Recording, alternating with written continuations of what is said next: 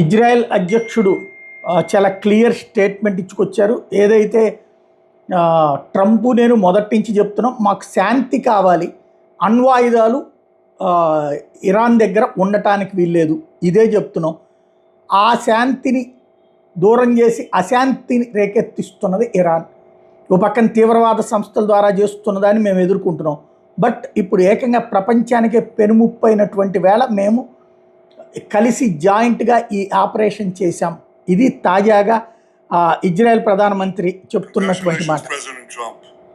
Your bold decision to target Iran's nuclear facilities with the awesome and righteous might of the United States will change history.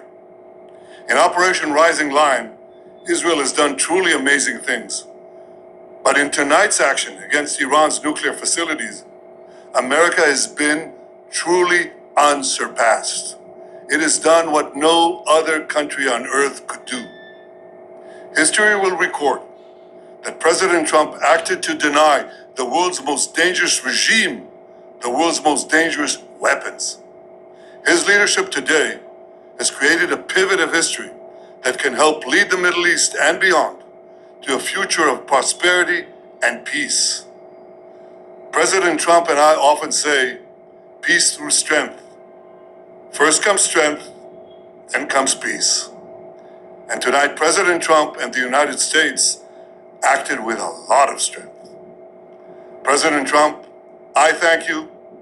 The people of Israel thank you. The forces of civilization thank you. God bless America. God bless Israel. And may God bless our unshakable alliance, our unbreakable faith.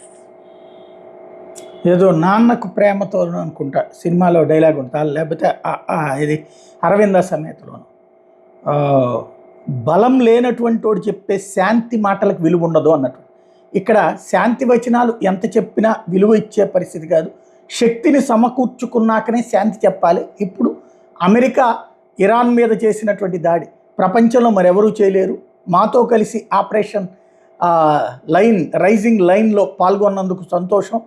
అలాగే ప్రపంచంలో ఎవరూ చేయలేనిది సాధించావు Trump అంటూ అభినందిస్తూ, ఇప్పటికే ప్రపంచంలో మానవత్వం కోరుకునే ఎవరైనా సరే ఈ చర్యని సమర్థించాలని పిలుపునిస్తున్నారు. ఇటు నెతన్యాహు అలాగే ట్రంప్కి అభినందనలు చెప్తున్నారు.